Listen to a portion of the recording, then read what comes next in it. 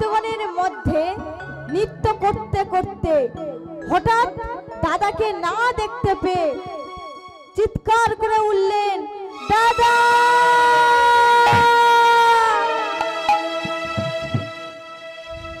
দাদা। যখনই দেখছে দাদা সেই ভক্তের মধ্যে নেই, দাদা দাদা বলে ডাকছে। দাদা তখন কোথায় গিয়েছিলে গো? কোথায় গিয়েছিল? না গঙ্গা স্নানে গিয়েছিল। গঙ্গা স্নান সেরে আজ সূর্যদেবকে প্রণাম করছিলেন, আর গৌর দাদা দাদা বলে ডাকছে। তো দাদা চিন্তা করছে যে গৌর আমাকে ডাকছে, আমি সূর্য প্রণাম করে আমি গৌরের কাছে যাব। তাই এদিকে গৌরের কি অবস্থা দেখুন, দাদা দাদা বলে ডাকছে, দাদা আসছে না বলে গৌরের অভিমান হয়েছে যে এত ডাকলাম দাদা আমার ডাকে সাড়া দিল না। যাই হোক, দাদা আসলে আমি দাদার সাথে কথা বলবো না। এদিকে দাদা নিত্যানন্দ কি করছেন? গঙ্গা স্নান করে ছুটতে ছুটতে ছুটতে ছুটতে ছুটতে ছুটতে গৌরের কাছে এসে বলছে, গৌর ভাই তুই আমাকে ডেকেছিস, বল বল কি বলবি। তো গৌর তো অভিমান করেছে, দাদার সাথে কথা বলছে না। তো দাদা নিত্যানন্দ বলছে, রে গৌর বল, এই শিবা সঙ্গনে তোর কি কেউ কিছু বলেছে? তুই বল আমাকে। তো গৌর কথা বলছে না, অভিমান করে আছে। তো দাদা নিত্যানন্দ বলছে, গৌর তুই আমার সাথে কথা বলছি না? ও বুঝতে পেরেছি, আমি তোর বড় দাদা, তাই তুই আমার সাথে কথা বলছিস না। ওরে গৌর তোর কি মনে নাই সেই ত্রেতা যুগের কথা? পিতার সত্য পালন করার জন্য বিমাতা কইকেই 14 বছরের জন্য বনবাসে দিয়েছিল। আর সেই ত্রেতা যুগে আমি তোর ছোট ভাই লক্ষণ হয়েছিলাম, আর তুই আমার দাদা শ্রীরাম হয়েছিলিস। তো যখন বিমাতা কইকেই 14 বছর জন্য বনবাসে দিয়েছিল, আমি তোর সাথে গিয়েছিলাম। মাতা জানকী আর তুই আর আমি এই তিনজনে বনবাসে গিয়েছিলাম। তো দাদা আমি সারাদিন কষ্ট করে আজ ফল চয়ন করে নিয়ে আসতাম, 3 ভাগ করতিস, 1 ভাগ দিতিস মা জানকীকে, আর আরেক ভাগ দিতিস তুই নিজে খেতিস। কোনদিন বলিসনি যে ভাই এই ফলটা তুই সেবা কর। অনাহারে অনিদ্রায় তোদেরকে সেবা করে গেছিস। আর যখন 14 বছর বনবাস সম্পূর্ণ হয়ে গেল, তখন অযোধ্যায় এসে সবাইকে সবকিছু দান করছে, সবাইকে সবকিছু দান করছে, আর আমি দাঁড়িয়েছিলাম। তুই আমাকে জড়ায় ধরে শুধু বলেছিলিস, রে ভাই লক্ষণ তুই যে আমাদেরকে সেবা করেছিস, এত কষ্ট করেছিস, তবে এ যুগে নয় সেই কলি যুগে আমি তোর বড় দাদা হব, আর তুই আমার ছোট ভাই লক্ষণ হব। যখনই বলেছে, তো তাই এই কলিযুগে দাদা নিত্যানন্দ আর গৌর রূপে অবতার হয়েছে।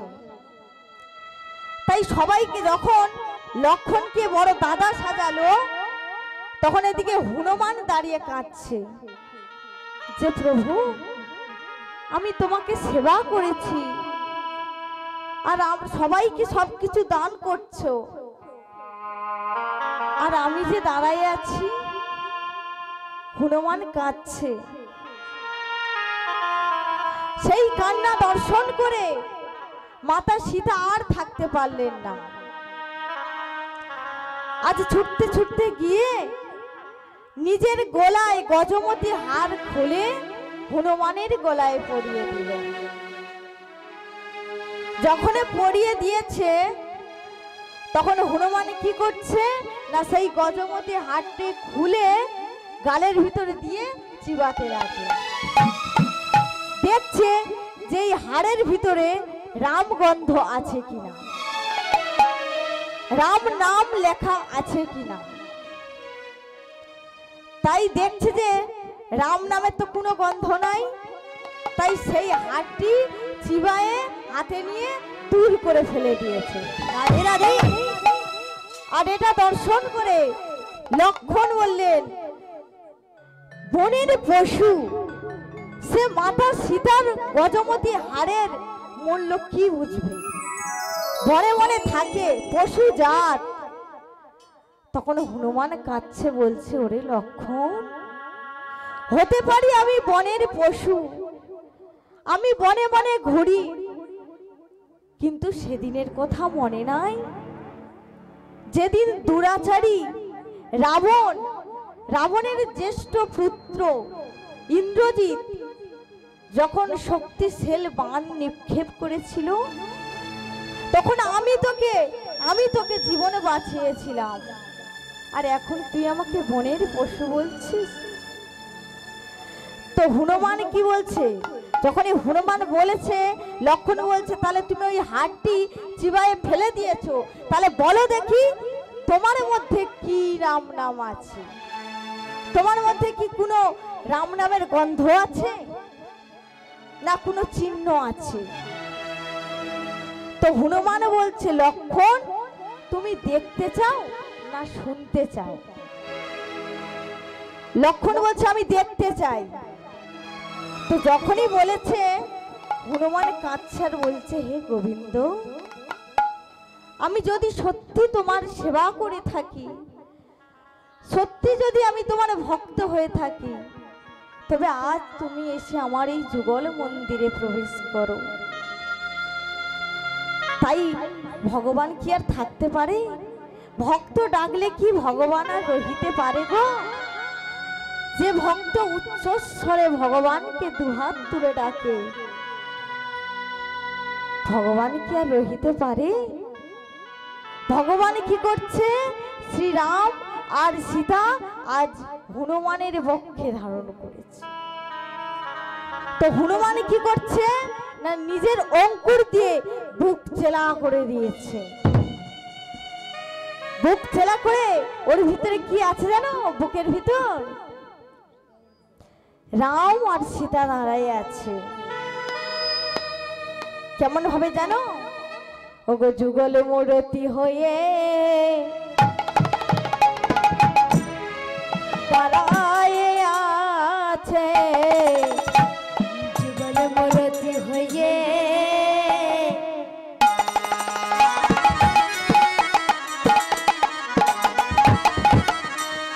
দাঁড়ায় আছে, ভক্তের মনোবাসনা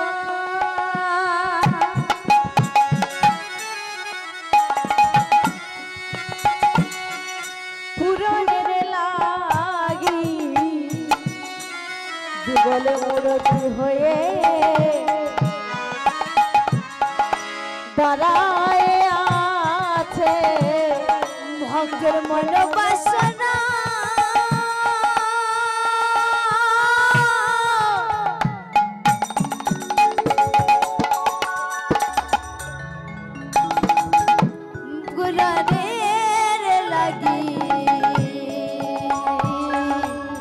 হৃদয়ে মাঝে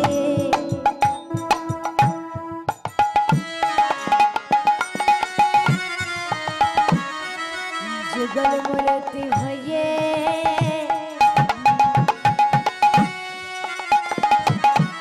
দাঁড়িয়ে আছে। তাই যুগল মূর্তি দর্শন করে লক্ষ্মণ অবাক হয়ে গেল যে সত্যি হনুমান তুমি বড় ভক্ত, তুমি শ্রীরামের বড় ভক্ত। তাই আজ কলিযুগে নিত্যানন্দ রূপে অবতার হয়েছেন লক্ষ্মণ, আর শ্রীরাম হয়েছেন গৌর।